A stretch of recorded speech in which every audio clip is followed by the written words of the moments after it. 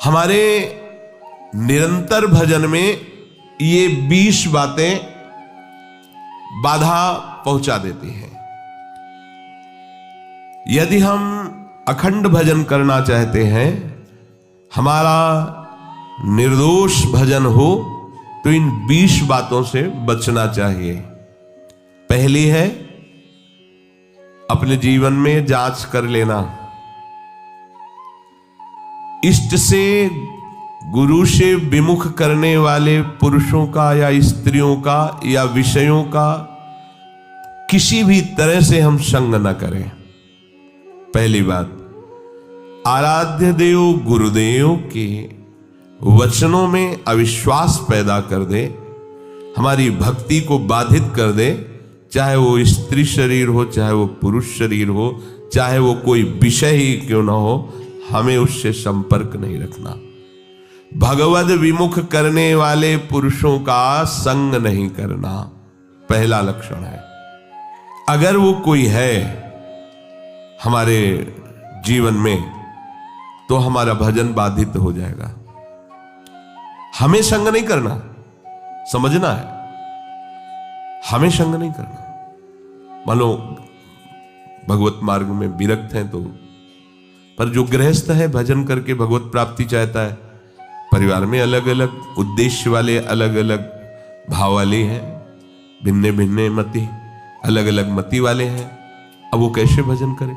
अपने को संपर्क नहीं रखना, अपने को जो कर्तव्य पालन करना वो करना, लेकिन हमको उनकी बात नहीं सुननी, उनका संग नहीं करना, उनका चिंतन नहीं करना। अगर इतनी चतुराई नहीं तो फिर भजन बाधित हो जाएगा।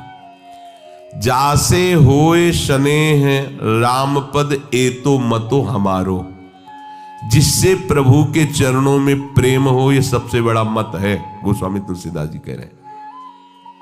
हमारे आराध्य देव गुरुदेव, इनमें अश्रद्धा पैदा करवा दे। आराध्य देव का नाम, आराध्य देव की लीला, आराध्य देव का गुण महिमा धाम जो गुरुदेव से प्राप्त हुआ है, उसमें हमारी अरुचि करवा दे। इससे बड़ा शत्रु और कौन हो सकता है? दूसरा, अधिक बोलना। मननशील महात्मा को ज्यादा बोलने का अवसर नहीं है। प्रायः आप देखना भजनानंदी उपासक मौन व्रती मिलेंगे। एक होता है जड़ मौन और एक होता है विचार मौन। उपासक को विचार मौन रहना ही चाहिए। आवश्यक है तो उत्तर दे दिया कम शब्दों में, अनावश्यक बात बोलनी ही नहीं है। कोई चाहे नाराज हो या प्रसन्न हो, हमें इससे मतलब नहीं। हमें अपने सिद्धांत से चलना है, बैठ करके गप्पे नहीं मारनी। कम शब्दों में उत्तर दीजिए और मनन परायण रहकर हर समय अपने आराध्य देव का नाम मंत्र चल रहा है। अधिक बोलना ये भजन में बहुत बड़ा विघ्न पैदा कर देगा। कैसा? सबसे अधिक पाप वाणी से बनता है, क्योंकि हम इसे समझ ही नहीं पाते हैं। किसी की भी निंदा करने में जो हमें पाप बनता है वो बहुत बड़ी गठरी होती है। पर निंदा के कीते आवत नहीं कछुआत मूरख, पर्वत पाप को ले चल अपने साथ। बड़ा भारी पहाड़ पाप का रख लिया। और भजनानंदी उपासक को ये समय कहाँ है किसी के विषय में बोलने का? पर देखो अपने लोगों में अगर ये विघ्न है अधिक बोलना, तो दो बातें आ ही जाएंगी, किसी की स्तुति और किसी की निंदा, किसी के गुण का वर्णन और किसी के अवगुण का वर्णन। ये आपके भजन में बाधा पहुंचा देगा। अधिक बोलने से मिथ्या भाषण निकल जाएगा, अधिक बोलने से किसी की निंदा निकल जाएगी। ये आपके लिए हानिकारक होगा। अहितकारी वचन, मिथ्या वचन, निंदा से भरे वचन, ये हमारे जिह्वा में नाम भगवान को प्रकाशित नहीं होने देंगे। मंत्र में रुचि नहीं हो पाएगी। तीसरा है नवीन नवीन भोगों को भोगने की इच्छा रखना। आज ऐसे भोजन बनाया जाए, आज ऐसे किया जाए, आज ऐसे किए। किसी भी इंद्रियजन्य भोग को नवीन नवीन प्रक्रिया से भोगने की इच्छा रखना, ये भजन के लिए बहुत हानिकारक है। शरीर के प्राण पोषण के लिए ही हमें केवल अन्न जल आदि का आवश्यक ग्रहण करना होगा। जिससे हमारा शरीर भजन मार्ग में सहायता दे। बस अगर इसी जन्म में भगवत प्राप्ति करना है तो आपको चारों तरफ से अपने आप को घेरना होगा। अगर हमारी इंद्रियां, हमारा मन विषय सेवन में ही बना रहा तो भगवदानंद किससे हम अनुभव करेंगे? कैसे हम भगवत चिंतन में तन्मय होंगे? बिना तन्मयता के आराध्य देव की अनुभूति नहीं होती। चौथा, अधिक सोना। जो बहुत नींद लेते हैं तो तमोगुण की अधिकता के कारण भजन नहीं बनता है। आपको आश्चर्य होगा कि ऐसा कैसे हो सकता है। भजन की जब लगन लगती है, 11 बजे रात्रि के शयन करना, 2 बजे उठ जाना, स्नान किया, शौच किया, वृंदावन की परिक्रमा की, ऐसी दिनचर्या, और 2 बजे दिन में माधुकरी मांग के पाना, कोई बाल भोग, ये सब चाय नाश्ता कुछ नहीं, 2 बजे दिन में। आपको लगेगा कि ऐसा कैसे हो सकता है। यही अपने यही वृंदावन, बाहर की बात नहीं है, वृंदावन की हितधाम की छोटी कुटिया की बात बता रहे हैं। बिजली का कनेक्शन कटा हुआ, नहीं चाहिए बिजली। अगर हम विषय सेवन में रुचि रखेंगे तो हमारी रुचि भजन की कैसे बनेगी? और हम ये कह रहे हैं कि आप आकांक्षा क्यों करो कि हमको ये पहनने को मिले, खाने को मिले, ऐसी रहने की आकांक्षा करो। भगवत तत्व की ज्ञान की आकांक्षा करो, भगवत प्रेम की आकांक्षा करो, प्रियालाल के रूप रसास्वादन की, उनके श्री चरण सेवा की। ये आकांक्षा का विषय है, ये आकांक्षा का विषय थोड़ी है कि हम ये पहन लें, हम ये खा लें, हम ऐसी परिस्थिति में रहें, हमारी ऐसी हाई फाई व्यवस्था हो। हमारी मांग नहीं होनी चाहिए। हम स्वामी के आश्रित है, जैसा वो चाहे वैसा करें, जिसमें वो राजी उसमें हम राजी हैं। तो अधिक नींद लेने का यह स्वभाव उपासक को छोड़ना पड़ेगा। बिल्कुल ना सोना और बहुत सोना, आगे के श्लोक में भगवान मना करते हैं, दोनों को योग सिद्ध नहीं होता। बिल्कुल ना पाना और बहुत पाना, दोनों को योग सिद्ध नहीं होता। तो अधिक नींद लेना, इस पे शासन करो यदि भगवत प्राप्ति करना चाहते हो। आपकी दिनचर्या में सोने का आपका ठीक समय होना चाहिए। जितने महात्मा आज तक मिले उन सबकी दिनचर्या परिपक्व रही है। परिपक्व दिनचर्या 2-4 मिनट की बात नहीं कहते, नहीं, उनका उठना, उनका लेटना, उनका खाना, उनका पीना एक टाइम पे होता है। ऐसा नहीं है जब चाहा तब। अगर उस समय तक भोजन नहीं मिला तो इसके बाद वो भोजन नहीं पाएंगे, चाहे 56 प्रकार के भोग आ जाए। देखा है आप कितना आराध्य देव से प्यार करते हैं। हमें विषय सेवन के लिए कोई प्यार दे तो इसे प्यार कहते हैं क्या? आराध्य देव के चरणों जासो हो सने राम मत, राम पद ए तो मतो हमारो। अधिक भोजन, 5वां है अधिक भोजन। सच्ची मानिए, ये अनुभव की बात कहते हैं। अल्पाहार और अधिक भोजन दोनों आप करके देख लो। अधिक भोजन करने वाले की भजन में रुचि नहीं रहेगी। अगर दोनों टाइम आप भोजन जितना चाहिए उससे अधिक लोगे तो आप ब्रह्मचर्य रह ही नहीं सकते, आप भजन कर ही नहीं सकते। आपकी भजन में रुचि नहीं रहेगी, वो एक खिलवाड़ केवल होता रहेगा, दिन पार होता रहेगा। और आप 2-4 दिन आपको थोड़ा परेशानी पड़ेगी किसी भी संयम को धारण करने के लिए। आप उसे धारण कीजिए, फिर आप देखिएगा अगर आप 15-20 दिन ऐसे संयम से चले, फिर आपको हम ही छूट दे दें तो आप कहोगे नहीं बस ऐसा ही ठीक है। धीरे धीरे आपको हर इंद्रिय, हर वृत्ति को अपने आराध्य देव प्रियालाल में समर्पित करना है। रोज का रोज हमारी आयु नष्ट हो रही है, हमारा लक्ष्य केवल यही बना हुआ है, संसार के भोग। सोचो हम कहां खड़े हैं, हमें कहां पहुंचना है। अधिक भोजन ये भजन का विघ्न है, 5वां। और 6ठा है उपासक होकर हंसी मजाक गंदी करना। उपासक भी हंसते हैं अपने आराध्य देव की, अपने उपासना की। उपासक जन मिलकर वार्ता, ऐसा नहीं कि संसारिक हो, उनको कॉमेडी उनको सुन के हंसना पड़े, उनको वो प्रोग्राम देखना पड़े कि हाँ चल रहा है कॉमेडी को हम हंस रहे हैं। ये साधना है क्या? हंसने के लिए तुम्हें तो प्रियालाल बहुत है, हास परिहास रसिका। या उपासक ने आपस में बैठ करके भगवत वार्ता, पवित्र वार्ता से विनोद, नहीं तो विनोद की ठौर कहां है? बिल्कुल नारायण हरि भजन में 5 न सुहात, विषय भोग निद्रा हंसी जगत प्रीति बहु बात। तो हंसी मजाक करना ये उपासक का भजन का विघ्न है। ऐसा न करें। सातवां है अपने रिश्ते नातेदारों के प्रति आसक्त हो जाना, जैसे स्त्री पुत्र और भी जो संबंध है इनमें आसक्त, भजन नहीं बन पाएगा।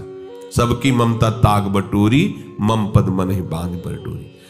आठवां है क्रोधी स्वभाव बना लेना, जरा से कोई बात करे तो बस एकदम गुस्सा हो जाए। नहीं नहीं, आप भजन करने वाले हो। कभी कभी किसी की प्रतिकूल चेष्टा, अब जैसे आप परमार्थ में चल रहे हैं, किसी को परमार्थ संबंधी ही आप सावधान कर रहे हैं, वो आपके सामने ही प्रतिकूल आचरण कर रहा है, आपको गुस्सा नहीं होना है। ये आपकी भी तो परीक्षा हो सकती है। भगवान आपको भी तो देख रहे हैं कि आप उपदेश ही केवल देते हैं या आपके भी जीवन में कुछ है। इसलिए आप खुद देखो आपके जीवन में क्या है। उस समय आप प्रशांत आत्मा विवेक के द्वारा अगर कहीं भी स्फुरण हो रहा है क्रोधा, तो उसे शांत कीजिए। वो क्रोध दूसरे का अहित करेगा कि नहीं करेगा, पर आपका अहित हो जाएगा, आपका हृदय अपवित्र हो जाएगा, आपके हृदय में जलन पैदा हो जाएगी। क्रोध रूपी विकार भजन को बहुत ज्यादा ढकता है।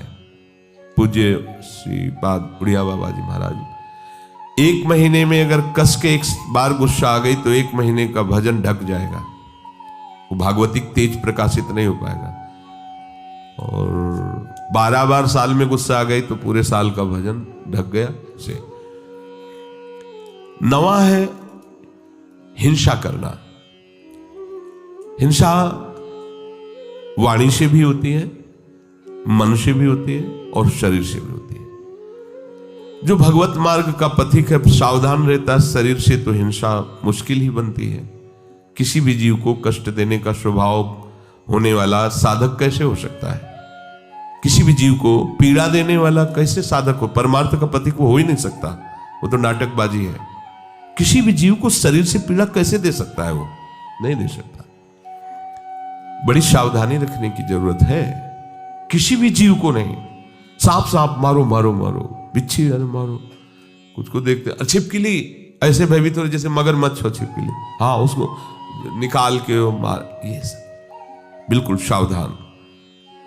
बाबा श्रीधर जी महाराज कालीदय 10-12 छिपकली मच्छरदानी में ऊपर, मच्छरदानी ऐसी मच्छर के हाथ 10-20 जगह से डाल सकते हो, ऐसी मच्छरदानी लगी थी। क्या रात दिन भजन में डूबे हुए। वो ऐसा नहीं था कि वो छिप जो जाते थे अपने लोग। तो आपका लक्ष्य प्रभु है तो आप में सबको प्रभु को देखना होगा, सब में प्रभु, कोई भी बाधा नहीं पहुंचा सकता। हिंसा ना तो शरीर से होनी चाहिए और वाणी से भी हिंसा होती है। किसी के दिल में दुख पहुंचाने वाली वाणी बोलना है हिंसात्मक वाणी है नहीं। सबके दिल में दिलवर वास करता है, उसी की हम उपासना करते हैं। हमको ऐसे कठोर वचन नहीं बोलने हैं जिससे उसका हृदय दुखी हो जाए। हम अपनी बात कह देते हैं, ना मानो आपका, देखो भगवान गीता जी बोल दिए ना, मानो या ना मानो तुम्हारी बात है। मानोगे तो भगवदानंद में रहोगे, नहीं मानोगे तो विषयानंद में डूबोगे। और एक होता है मन से हिंसा करना, ये ज्यादा होता है। शरीर से हिंसा करना तो साधक मार्ग में बहुत ही निंदनीय है। वो तो शायद ही कोई ऐसा मूर्खतावश कर दे, नहीं तो नहीं करेगा। वाणी से वो भी चूक कर सकता है। किसी को ऐसे दुखद वचन, जाओ भोगोगे, ये भी दंड है ना। ये भी आप हिंसात्मक वचन बोल रहे हैं। अगर आप भजन करते हैं और आपका वचन लागू हो गया, जाओ भोगो, तो आपने उसके लिए विधान कर दिया ना दुख का। तो साधु से होए न कारज हानि, साधु तो परहित परम मंगल करने वाला होता है, उसके दुख का विधान कैसे करें। और मन से होता है कि जब कोई हमारे प्रतिकूल चलता है तो एक जलन होती है, उस जलन में हमारे अंदर निकलता है, भोगोगे तुम, फिर आगे चल करके तुम देख लेना तुम्हारी दुर्गति होगी, तुम अमुक कष्ट पाओगे, जाओ ऐसा ऐसे। वो जो मन है ना वो अपने आप संकल्प करता है, तब इसको समझ में आएगा कि ये जो हमारी प्रतिकूलता कर रहा है ना, तब इसको समझ, ये सब बातें नहीं होनी चाहिए। अगर ये बातें हैं तो आपके भजन में टांग टूट जाएगी आपकी, आप भजन की चढ़ाई पे नहीं चढ़ पाएंगे। ये टांग तो सुरक्षित बनी रह जाए, लेकिन भजन की चढ़ाई आप नहीं चढ़ पाएंगे, आप फिसल जाएंगे।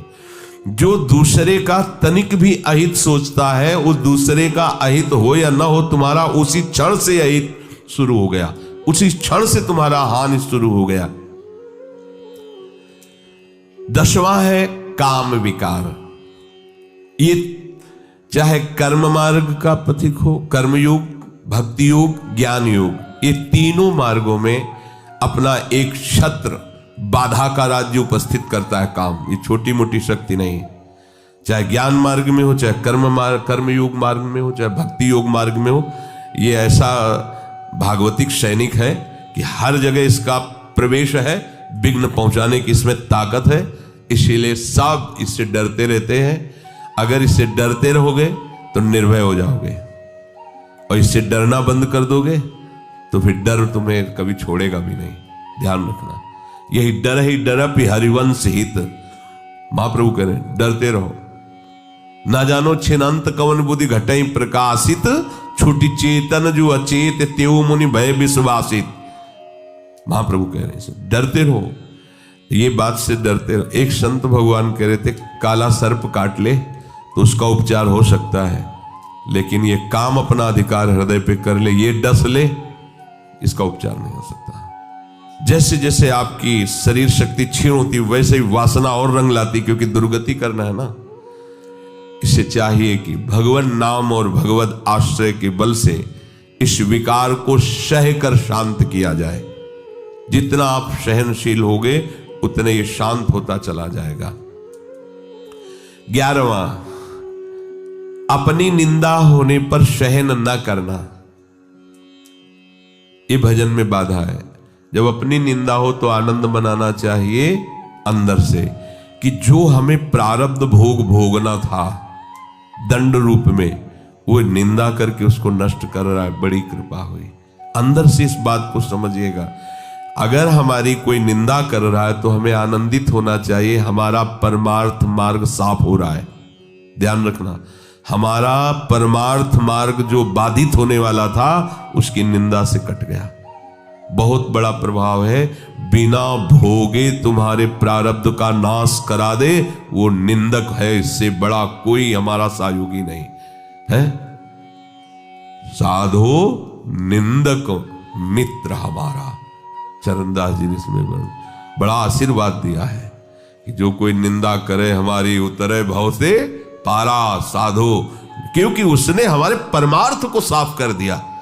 प्रशंसा करना वाला तो परमार्थ में रोड़ा पैदा कर दिया, देहाभिमान फिर पुष्ट होगा और भगवत चरणारविंद का आश्रय छूट जाएगा। लेकिन निंदा करने वाले ने भगवत आश्रय पुष्ट कर दिया, परमार्थ को बिल्कुल पवित्र और साफ कर दिया। पर ऐसा बहुत कम होता है। जब निंदा होती तो हम जब उसकी निंदा खुद करने लगते हैं तो उसका परिणाम ही होता है जो हमारे पास था वो तो था ही और वापस आ जाता है। पर निंदा के किए थे आवत नहीं कछुआत, मूर्ख पर्वत पाप को ले। हमें दूसरे की निंदा नहीं करनी, पर अपनी निंदा हो तो आनंद पूर्वक सहना है। किसी से कहना भी नहीं कि वो हमारी निंदा करता है, नहीं, जो पूरा काम होना है उसमें घाटा पड़ जाएगा। परम लाभ की बात है, ध्यान देना। पर ये सहल नहीं होती बिल्कुल, और ये बिल्कुल निर्मल कर देगा आपको। निंदक नियरे राखिए आंगन कुटी छवाए, बिना साबुन पानी बिना निर्मल करे सुहाए। कह रहे ज्यादा दूर मत रखो, सीधे आंगन में रखो, जिसे निकलते बैठते हो तुम्हारे कान में निंदा पड़े। अगर कहीं भगवान ऐसी पवित्र व्यवस्था कर देते हैं कि कोई निंदा करे तो उसका विरोध कभी न करे। जैसे कोई कहे कि वो ऐसी निंदा कर रहे थे, हाँ तो इसी लायक हम ही है ना, राधा राधा, आगे बढ़ो, अपना काम बन रहा है। श्री जी कितनी कृपालु है, बिना भोगे हमें निर्मल करके आगे बढ़ा रही। और 12वां है स्वयं दूसरों की कभी निंदा ना करना और ना सुनना। देख लो ये भजन के विघ्न है। अपनी जबान से किसी की निंदा नहीं करना, अपने कान से किसी की निंदा नहीं सुनना। और 13वां है अपनी दिनचर्या में आलस्य न करना। ये बहुत रोज 4 सवा 4 बजे जाना पड़ता है, कभी कभी तो सो लेते हैं या प्रमादी नहीं, या शरीर चलने लायक नहीं रहा तो बात है, नहीं तो आलस्य साधु के उपासक के परमार्थिक जीवन में बहुत बड़ा शत्रु। आलस्य नहीं होना चाहिए। और शौकीनी, कोई भी वस्त्र खान पान कुछ भी शौक के लिए नहीं होना चाहिए। 15वां किसी भी तरह की प्रसिद्धि को अपने में स्वीकार मत करो। हजारों लोग प्रणाम कर रहे हैं, यश हो रहा है, ऐसा वैसा, आपका नहीं हो रहा है। वो आपके गुरुदेव और आराध्य देव का है, आपका नहीं। आप स्वीकार करोगे तो विष पी लोगे। सम्मानम कल्याति घोर गरलम नीचापमानम सुधा, श्रीपाद प्रबोधानंद जी महाराज कह रहे हैं। ये सम्मान विष है, तुम्हें सम्मान नहीं हो रहा। अगर तुम समझते हो तुम्हारा सम्मान हो रहा है तो आराध्य देव और गुरुदेव से अलग होइए, उनके चिन्हों को धारण करना बंद कीजिए। देखो कौन तुम्हें प्रणाम करता है। उनका यश गा रहे हो इसलिए तुम्हारा यश हो रहा है, उनके दासत्व से युक्त हो इसलिए तुम्हारे सामने दास भाव से सब जन प्रणाम कर रहे हैं। तुम प्रभु के आश्रित हो इसलिए वो तुम्हारे आश्रित हो रहे हैं। केवल प्रभु का उसमें यश है, प्रभु के आश्रय की महिमा। तुम अपना कुछ मत समझ लेना, नहीं छोड़ो। प्रभु के चिन्हों को धारण करना छोड़ो, प्रभु की बात करना छोड़ो, फिर देखो तुम्हें कौन प्रणाम करता है। तो जो भी यश कीर्ति बड़ाई सम्मान है वो हमारे गुरुदेव का है। उन्हीं के सजाए सज रहे हैं, उन्हीं के द्वारा दिए हुए मंत्र उपासना से हम आनंदित हैं। उन्हीं के आश्रय के कारण ये सब है, अपना अस्तित्व नहीं है।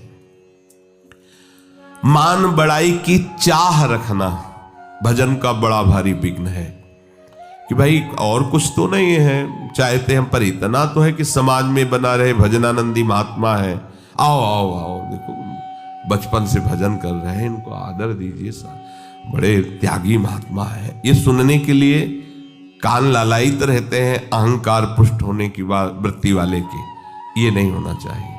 यदि गुरुदेव की कृपा ना हो, प्रियाजू की कृपा ना हो, तो एक बार राधा नहीं बोल सकते। तुम निरंतर भजन की तो बात जाने दो। एक दिन निष्पाप व्यतीत होना कठिन हो जाएगा।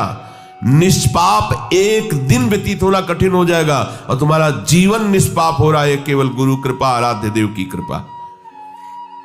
17वां, अपने में श्रेष्ठता जनित अभिमान होना, गुरुपन होना। मैं बहुत ज्ञानी हूं, मैं बहुत, किसी भी तरह का अपने में श्रेष्ठता का अभिमान होना। देखो हमारे परम गुरु हैं श्री आचार्य चरण जी, लेकिन वो अपने को क्या बोल रहे हैं, ग्रंथ में लिख के गए, बोले क्वाहम तुच्छा परम मधमा। क्या शब्द लिख रहे हैं एक श्लोक में, क्वाहम मूढ़मति, ये अपने लिए लिख रहे हैं। ये उत्तम महाभागवत का लक्षण है, उसमें दैन्य होता है। देखो आज तक कोई श्री हनुमान जी की जोड़ का महात्मा नहीं हुआ, हनुमान जी की जोड़ का नहीं हुआ। बल में, ज्ञान में, दासत्व में, सेवा में बेजोड़ महात्मा। लेकिन आप क्या वर्णन कर रहे हैं?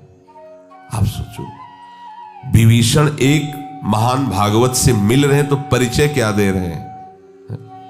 वहां पढ़ के देखो, असमय अधम सखा सुनो मोहू पर रघुवीर। मुझ जैसे अधम पर भी प्रभु कृपा बनाए हो मुझे दासत्व से। और जब प्रभु से पहली बार मिले तो उन्होंने यही कहा था, एक में मंद मोह मत कुटिल हृदय अज्ञान पुण्य प्रभु मोहि विसारेऊ दीन बंधु भगवान। और जबकि ज्ञानी नाम अग्रगण्यम बुद्धिमताम वरिष्ठम, रोम रोम से सियाराम निकलता, जवान की तो बात जाने दो। यत्र यत्र रघुनाथ कीर्तनम तत्र तत्र कृतमस्त कांजिलम वाष्पवारि परिपूर्ण लोचनम मारुतिम नमत राक्षसांतकम। और बल विक्रम की तो कहना ही क्या, जेहगिर चरण दे हनुमंता चले उसका पाताल, जिम अमोघ रघुपति कर बाना यही भांति चले हो हनुमान। क्या उनका जोड़ है कोई? और वो अपने को कह रहे असमय अधम। भगवान ने जितना माता सबरी को दुलार दिया, बिरला ही कोई ऐसा दुलार पा पाता है। और सबरी जी क्या प्रभु से कहे, अधम ते अधम अधम अति नारी तिनमा मैं मति मंद अघारी। हो ये देखो महाभागवतों की वाणी। देखो आद्य गुरु भगवान शंकराचार्य अहम ग्रह उपासना के आचार्य, और वो कह रहे हैं कि सत्यपि भेदापगमे नाथ तवाहम न माम की नस्तुम सामुद्रो ही तरंगा कुचन समुद्रो न तारंगा। नाथ यद्यपि ये बात सत्य है कि हम में और आप में भेद नहीं है, क्योंकि अभेद भक्ति के आचार्य हैं, अभेद ब्रह्म स्वरूप के आचार्य हैं, उसी का उपदेश करें। पर बोले प्रभु एक बात परम सत्य है कि समुद्र से ही तरंग उत्पन्न होती तो अभेद है, पर तरंग से कभी समुद्र उत्पन्न हुआ हो ऐसा कहीं वर्णन नहीं पाया गया। अर्थात हे हरि, आप समुद्र हो और मैं आपकी तरंग हूं। 18वां, परदोष चिंतन। कभी किसी के दोषों का चिंतन न करे, क्योंकि चिंतन यदि दोषों हो तो आपके अंदर दोष आ जाएंगे। चिंतन के साथ साथ वर्णन, श्रवण, ये सब शुरू हो जाता है दोषों। ये बिल्कुल अपने भजन मार्ग में भयानक विघ्न है। 19वां, दिखावटीपना नहीं होना चाहिए। एक पद्धति से चलो। अगर वैराग्य मार्ग में भी है तो गुरु परंपरागत वस्त्र और तिलक आदि रचना का एक ही क्रम है। अलग अलग संप्रदायों में अपने अपने आचार्य द्वारा जो तिलक दिया गया है, यह हमारा बनावटीपना या दिखावटीपना नहीं है। यह हमारा आचार्य प्रदत्त दासत्व का चिन्ह है। यह कोई खिलवाड़ नहीं है कंठी तिलक धारण करना, पर बनावटी नहीं। आचार्य परंपरा से जुड़ा होना चाहिए, आचार्य प्रदत्त मंत्र होना चाहिए, तभी। ऐसा नहीं कि बनावटी वेश जो मनाया, लाल पहन लिया। हिदाम में कहे थे लाल कपड़ा पहने, बोले शरणागत मंत्र लेना है, तुमने कहा वैसे ही आप लाल वेश धारण, बोले वो तो ऐसे पहन लिए। ऐसे कैसे पहन लिए? गेरुआ वस्त्र की महिमा समझते हो? साक्षात नारायण स्वरूप, अग्नि स्वरूप माना जाता है। ऐसे ही धारण कर लिए, ऐसे ही कपड़े धारण कर लिए, ऐसे मन मानी। कोई भी दिखावटीपना नहीं होना चाहिए, आचार्य परंपरागत होना चाहिए। और उपास्य देव की प्राप्ति के लिए जो वैराग्य वेश धारण किया है, जो गुरु ने दिया है, प्राण निकल जाए पर उसे नहीं छोड़ना चाहिए। ये जो आचार्य परंपरा से पोशाक और भागवतिक चिन्ह, वैष्णव चिन्ह मिलते हैं, खिलवाड़ नहीं है। जब मन आया तब धारण किया, जब मन आया तब उतार दिया, ये हुए ही नहीं प्रभु के। ये सब केवल स्वांग रचने वाले, नौटंकी नाटक वाले हैं। ये कोई नाटक का खेल है क्या कि पर्दे पे गए तो साधु का वेश बना करके आशीर्वाद दे रहे हैं, पीछे आए तो पैंट शर्ट और बीड़ी हुक्का पी रहे हैं? ये थोड़ी, ये कोई सीरियल का साधु थोड़ी है। अपने जीवन को आचार्य गुरु परंपरा में आजीवन उसी में। हमारे जो गुरुदेव ने हमें वस्त्र दिया, मंत्र दिया, उपासना दी, भागवतिक चिन्ह दिए, उसी के अनुसार हमें चलना है। दिखावटी नहीं होना चाहिए, बनावटी नहीं होना चाहिए। फिर हमें नहीं देखना कि जिसने हमें रहनी दी वो कैसे रह रहा है। हमें देखना है हमें कैसे रहनी दी गई, हमको उसी में चलना है। वो किस स्थिति में क्या है, उनका खेल वो जाने। हमें जो दिया गया हमको उसी के अनुसार चलना है। बनावटीपन, दिखावटीपन अपने जीवन में नहीं होना। और 20वां है आवश्यकताओं को बढ़ा लेना। जो आवश्यकताओं को बढ़ा लेता है भजन में विघ्न है। बहुत कम आवश्यकता में आपकी दिनचर्या व्यतीत होनी चाहिए। आपका भोजन, आपका वस्त्र, आपका प्रकृति का प्रयोग कम होना चाहिए। जितना प्रकृति के भोक्ता बनेंगे उतनी प्रकृति आप पर शासन करेगी, अधीन हो जाओगे।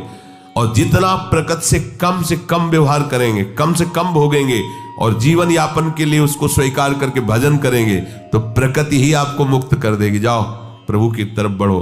और जो प्रकृति को भोगता है, आकर्षित करके, अधीन करके नष्ट कर देती है। ये 20 दोष भजन में भारी विघ्न पैदा कर देते हैं। भजन से विमुख पुरुषों का संग, अधिक बोलना, विषय भोग की इच्छा रखना, अधिक सोना, अधिक भोजन, हंसी मजाक, स्त्री पुत्र आदि में अधिक आसक्ति होना, क्रोध, हिंसा, काम विकार, निंदा आदि सहन न कर सकना, स्वयं दूसरों की निंदा करना, आलस्य, शौकीनी, प्रसिद्धि, मान बढ़ाई, गुरुपन, परदोष चिंतन, दिखावट, आवश्यकताओं को बढ़ा लेना। ये 20 बातों से बचा जाए तो हमारा निरंतर भजन चलेगा। श्री राधा वल्लभ लाल।